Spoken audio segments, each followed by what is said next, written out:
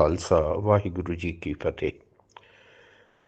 ਪਿਛਲੇ 8 ਦਿਨਾਂ ਤੋਂ ਦਾਸ ਆਪ ਜੀ ਦੇ ਨਾਲ ਅਹੰਕਾਰ ਜਾਂ ਹਉਮੈ ਵਿਸ਼ੇ ਦੀ ਵਿਚਾਰ ਸਾਂਝੀ ਕਰ ਰਿਹਾ,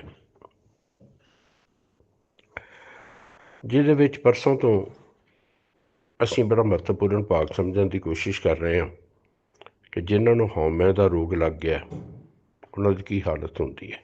ਕਿਉਂਕਿ ਪਹਿਲਾਂ ਸਤਿਗੁਰੂ ਨੇ ਸਾਨੂੰ ਸਮਝਾਤਾ ਹੈ ਕਿ ਹਉਮੈ ਰੋਗ ਹੈ, ਇੱਕ ਮਾਨਸਿਕ ਰੋਗ ਹੈ ਔਰ ਖਤਰਨਾਕ ਰੋਗ ਹੈ।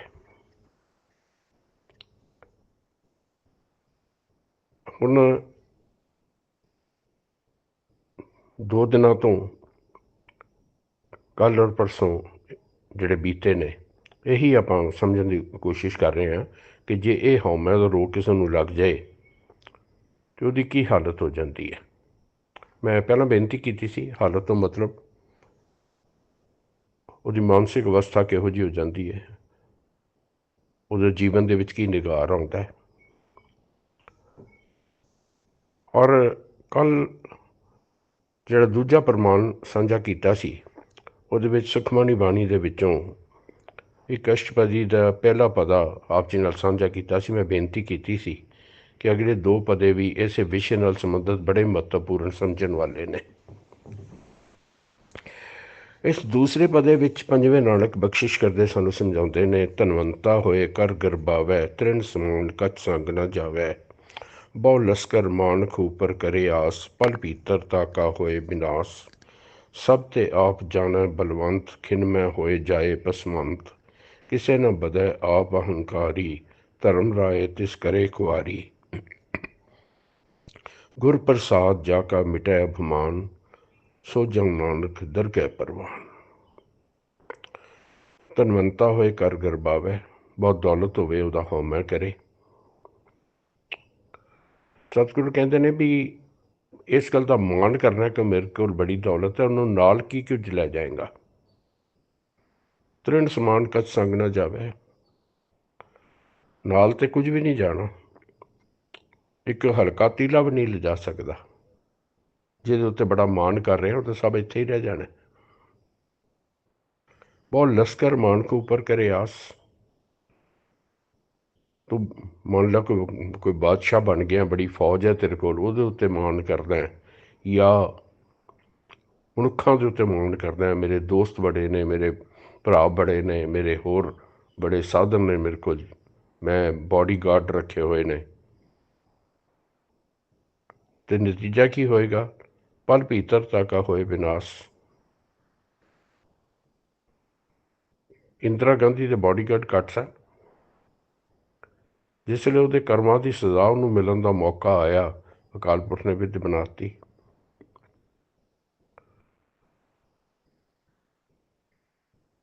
ਸਭ ਤੇ ਆਪ ਜਾਣੈ ਬਲਵੰਤ, ਸਮਝਦਾ ਕਿ ਮੇਰੇ ਤੋਂ ਵੱਡਾ ਤਾਕਤਵਰ ਹੀ ਕੋਈ ਨਹੀਂ। ਖਿਨਮੈ ਹੋਏ ਜਾਏ ਪਸਮੰਤ, ਇੱਕ ਪਲ ਵੀ ਨਹੀਂ ਲੱਗਣਾ, ਮਿੱਟੀ ਦੇ ਰਾਖ ਬਣ ਜਾਣਾ। ਜਿਸ ਵੇਲੇ ਅੰਦਰੋਂ ਜੋਤ ਨਿਕਲ ਗਈ ਤੇ ਉਹਦੇ ਬਾਅਦ ਤੇ ਫਿਰ ਕੀ ਹੈ? ਸੁਆਹ ਹੀ ਹੈ ਨਾ। ਭਾਵੇਂ ਦੱਬ ਦਿਓ ਤੇ ਤਾਂ ਜ਼ਮੀਨ ਦੇ ਵਿੱਚ ਉੱਥੇ ਗਲ ਕੇ ਸਰੀਰ ਨੇ ਮਿੱਟੀ ਹੋ ਜਾਣਾ, ਤੇ ਭਾਵੇਂ ਸਾੜ ਦਿਓ ਤੇ ਤਾਂ ਸੁਆਹ ਬਣ ਕੇ ਮਿੱਟੀ ਹੋ ਜਾਣਾ। ਹੋਰ ਕੀ ਉਹਦੇ ਬਾਅਦ?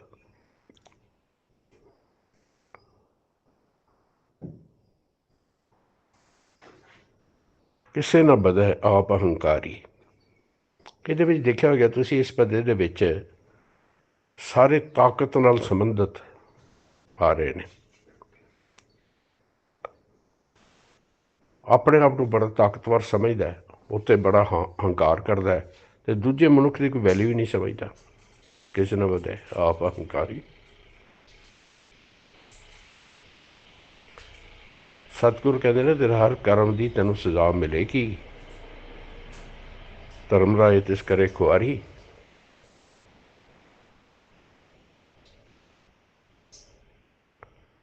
ਅਸਲ ਦੇ ਵਿੱਚ ਕਿਹਦਾ ਜੀਵਨ ਠੀਕ ਹੈ? ਗੁਰ ਪ੍ਰਸਾਦ ਜਾ ਕਾ ਮਿਟੈ ਅਭਿਮਾਨ। ਗੁਰੂ ਦੀ ਬਖਸ਼ਿਸ਼ ਨਾਲ, ਗੁਰੂ ਦੀ ਕਿਰਪਾ ਨਾਲ यदि हौमै खत्म हो जाए। सो जन नानक दरगाह प्रवान, वो अकाल पुरख की दरगाह दे विच प्रवान होएगा, ਉਹਦਾ जीवन सफल है। वो जीवन नूं गुरमत अनुसार बतीत करके गया, गुरु के पानी च बतीत करके गया। गुर प्रसाद जाका मिटा भगवान, उन्हें अपना जीवन सफला कर लिया, जीवन सकारथा कर लिया। जिवें दूजे पदे विच सारे ताकत नाल संबंधित विचार सन, इस तीसरे पदे दे विच सतगुरु सारे धार्मिक क्रियावां नाल संबंधित विचारां की गल करते हैं।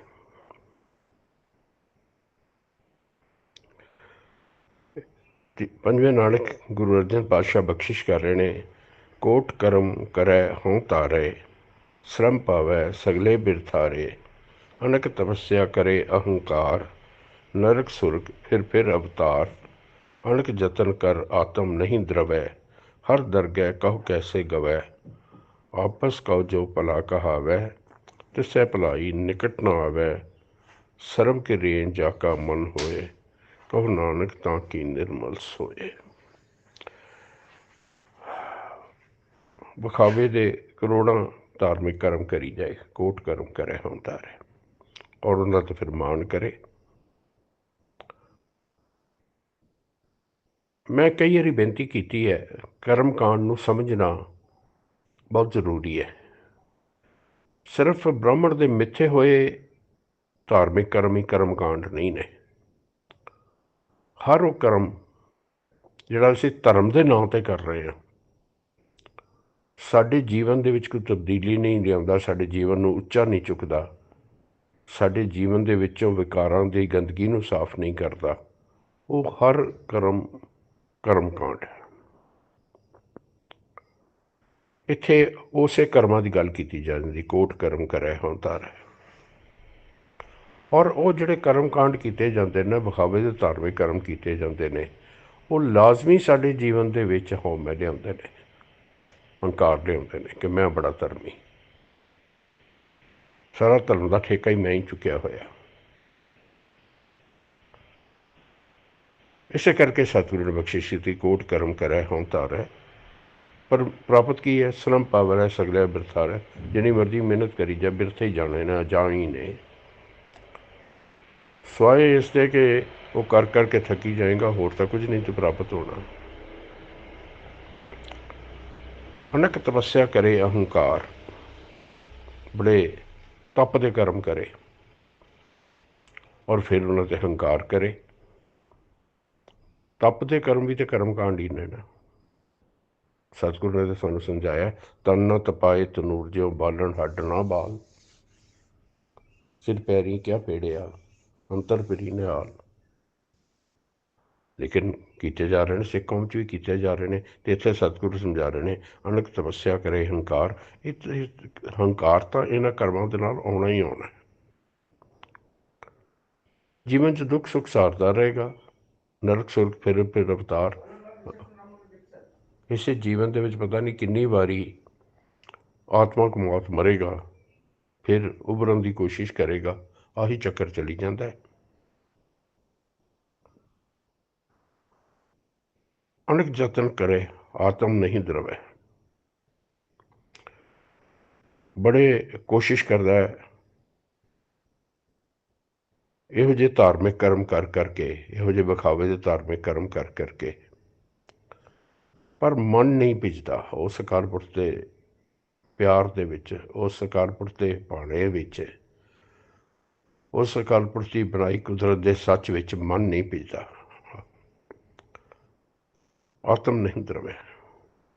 सतगुरु कहते हैं, हर दरगह को कैसे गवे। जिस तरह मन ही अकाल पुरख च नहीं भिजा, वो प्यार च नहीं भिजा, वो होंद नूं, वो सच नूं तो पछाणिया नहीं, किवें तेरा जीवन सफला हो जाएगा।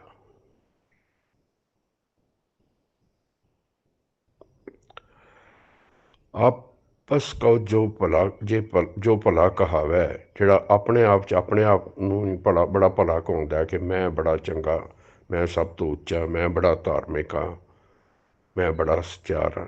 ਆਪਸ ਕੋ ਜੋ ਭਲਾ ਕਹਾਵੈ, ਸੱਚ ਕਹਿੰਦੇ ਕਿਸੇ ਭਲਾਈ ਨਿਕਟ ਨਾ ਆਵੇ। ਭਲਾਈ ਤਾਂ ਸੱਚਮੁੱਚ ਉਹਦੇ ਨੇੜੇ ਵੀ ਨਹੀਂ ਆਉਂਦੀ, ਕਿਉਂਕਿ ਇਹ ਤਾਂ ਕਰਨ ਵਾਲਾ ਕਰਮ ਹੈ, ਵਿਖਾਉਣ ਵਾਲਾ ਕਰਮ ਥੋੜ੍ਹੀ ਹੈ।